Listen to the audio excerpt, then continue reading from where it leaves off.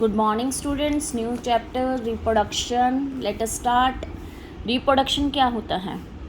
It is the production of new species from the existing species.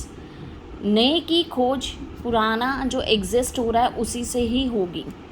Reproduction हमारी process भी यही है. Significance of reproduction क्या है या इम्पॉर्टेंस ऑफ रिप्रोडक्शन क्या है? It ensures the continuity of life, it increases the population of species, it provides variation which are favorable from one generation to another.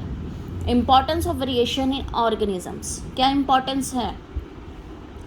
Population of organism fill well defined places in the ecosystem. Using reproduction, organism with similar design use the same places. Variation is useful for the survival of species over time. Reproduction two types की होती हैं, asexual and sexual. सबसे पहले मैं आपको asexual reproduction के बारे में बताऊंगी. Asexual reproduction process है which new generation is formed by single parent without involving sex cells or organ gametes. तो it is the simple and fast. Cell division is mitotic and the new organisms are identical to parents. Fission सबसे पहला process आएगा asexual reproduction में. Fission leads to creation of new individual in unicellular organisms, for example amoeba, protozoa, bacteria. Amoeba में binary fission होता है क्योंकि amoeba की क्या होती है, इर्रेगुलर बॉडी शेप होती है. इर्रेगुलर बॉडी शेप क्या होता है कि ये डिवाइड होती रहती है, यानी कि टू पार्ट्स में डिवीज़न होगा, टू इक्वल पार्ट्स में डिवाइड होके टू डॉटर सेल्स में डिवाइड होगा. इसका न्यूक्लियस भी इंक्रीज़ होगा और वहीं से डिवीज़न होकर ये टू डॉटर सेल्स में डिवाइड हो जाता है. अमीबा स्प्लिट आउट करता है. न्यूक्लियस जो मल्टीपल फिजन होता है तो nucleus divide repeatedly producing many nuclei. Each nucleus is surrounded by a small amount of cytoplasm. Many cells are formed. Plasmodium में ये पूरे सेल्स, एक सेल से जब तक ये पूरी सिस्ट नहीं भरती तब तक ये इसमें मल्टीपल फिजन होता रहता है, और जब वो अंदर से चाहेगा तब वो उसको ब्रेक डाउन करेगा और तब वो बाहर की तरफ फैलेगा.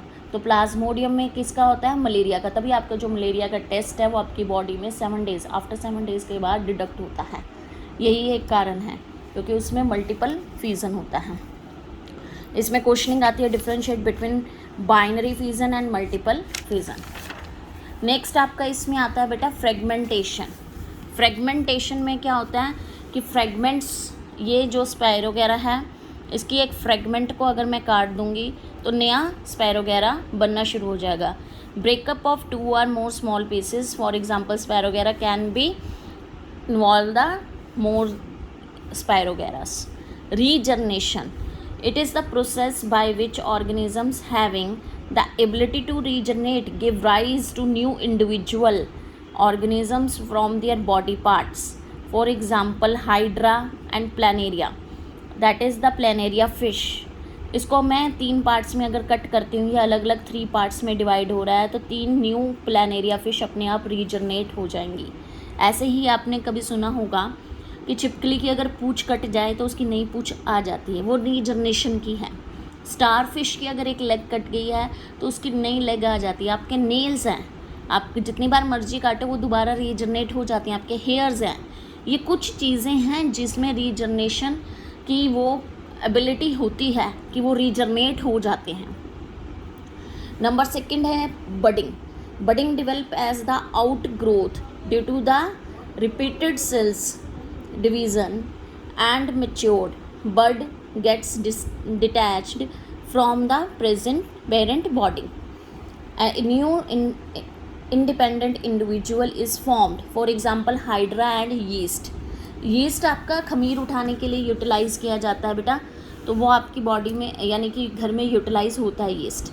ये हाइड्रा में आपको दिखा रही हूँ, प्लांट है छोटा सा यूनिसेलुलर, तो उसमें ये आउट ग्रोथ निकलेगी. जब तक ये यंग हाइड्रा नहीं होता तब तक ये पेरेंट के साथ रहता है. जैसे ही यंग हाइड्रा होगा ये कट जाएगा और एक इंडिविजुअल ऑर्गेनिज्म बन जाएगा. ठीक है, ये बडिंग शो कर रहा है. ऐसे ही यीस्ट में क्या होता है कि इसके ऊपर ही सेल्स बन जाते हैं और जैसे जैसे वो यंग होते जाते हैं वो अलग अपना नीचे इंडिविजुअल यीस्ट बना लेते हैं। तो ये आपका बडिंग की प्रोसेस रहती है। स्पोर फॉर्मेशन में थ्रेड लाइक स्ट्रक्चर्स होते हैं that develop on the bread piece placed in the moist dark place for 3 days। Rhizopus, इसमें क्या होता है, राइजोबियम में पूरा ये फिल हो जाएगा, टाइट हो जाएगा तो ये फट जाएगा, स्पोर्स इसके सारे फैल जाएंगे। तो आपने कभी देखा होगा ब्रेड के ऊपर ग्रीन ग्रीन सारा फैला हुआ है, दैट इज़ कॉल्ड द, क्या कहते हैं, स्पोर फॉर्मेशन के कारण वो फंगस लग गया है उसमें जो खाना नहीं चाहिए। ठीक है, यह आपका एसेक्सुअल रिप्रोडक्शन की सारे मेथड मैंने आपको कराए हैं। आपने डायग्रामेटिकली ही अपने नोट्स बनाने हैं सारे अपनी कॉपी में। कल मैं वेजिटेटिव प्रोपेगेशन करवाऊंगी, ये भी एक सेक्सुअल में ही आते हैं। Thank you and have a nice day.